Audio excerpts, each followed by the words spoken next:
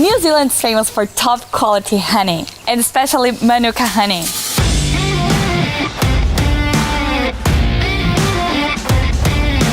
We are at Tahi today to find out a little bit about this iconic? Is it iconic? About how? Oh my gosh!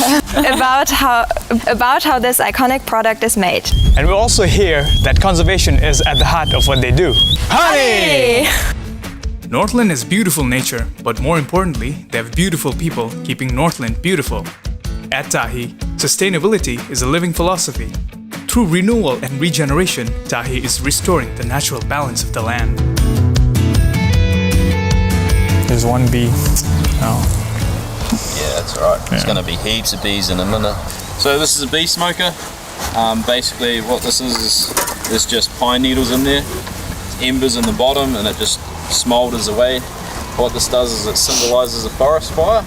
Is there a reason why all the suits are white? No, I mean, are they attracted to red coloring?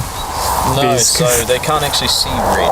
Ah, okay, because when I was growing up, we'd have this myth going on between us, right?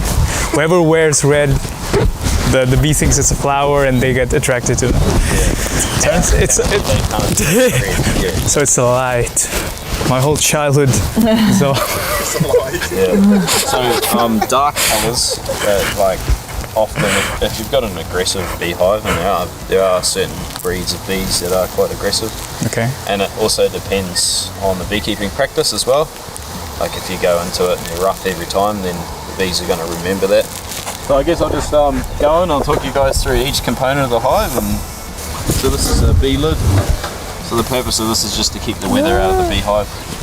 You guys are welcome to come in closer, It's completely fine. So this is a honey super. So this is a honey box. Now this here is a queen excluder. Oh wow. Look at that.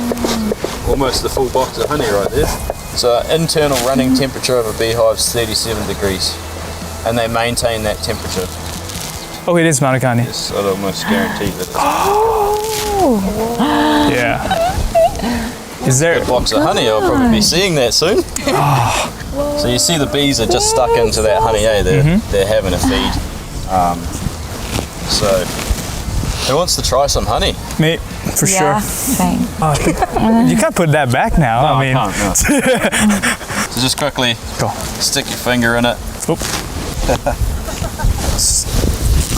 That's honey straight out of the hive. So just in terms of New Zealand dollars, how much would 25 kilos be worth? Well, it depends on the quality of the honey. Okay. Yeah.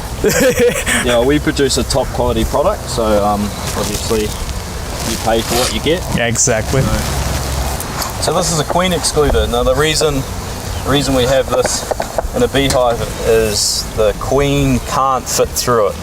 So if we didn't have that in there, there'd be eggs and baby bees all through this top box, and we don't want that because we just want the honey. We don't want baby bees going in our honey. Yeah. And it also stops the drones, which is the male bees, which basically don't do much work. Yeah. And just eat honey. Right. So this is the nest. So this is where all the queen does all her work in here. So basically the nest consists of, normally your outside frames is food. So you've normally got honey and then pollen, and then you've got eggs and brood and bees in the center. The reason being is just for insulation. This is a male bee. So they can't sting. With your hands. They don't sting. Yeah, I think it's only the the worker bees that have the sting, right? Or yeah, I forget. Basically, all the bees apart from drones Oh, okay. have stings. So you see here, they're actually developing a queen cell.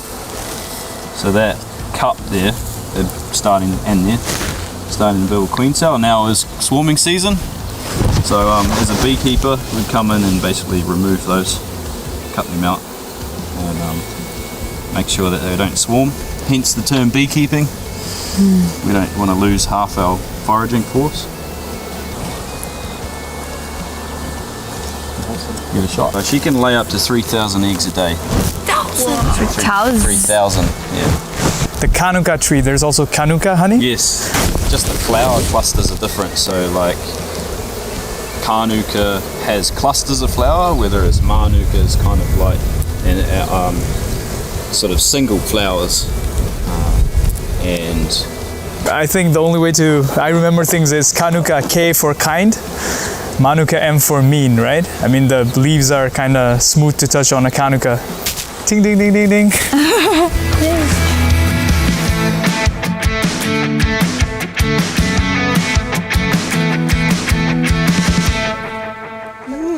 That's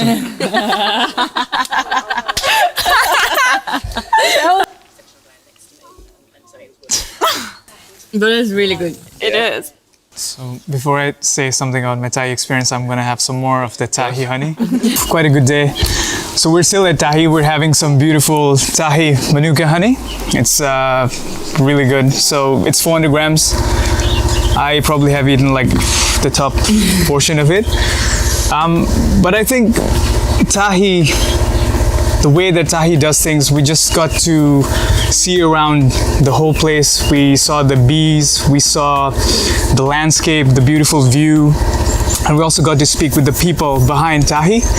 And what really inspired me was how they're so well connected to this part of New Zealand, where every activity, everything, every action that they do, every plant that they have planted, it all goes back to the land here, and the way that they have been producing honey, the manuka honey, every bottle, every revenue that they generate from selling one of these, it all comes back to the land. So I think that's quite inspiring that the people here, they have worked with the nature, what they have, and just putting it all back into the land. So that's The way they work it's really inspiring. beautiful.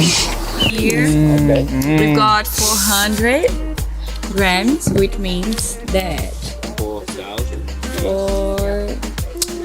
I'm not good at maths. 1 teaspoon, so 1 teaspoon. is 10 bees, right? No, but it's 10 grams. Yeah. So we've got here 40 teaspoons.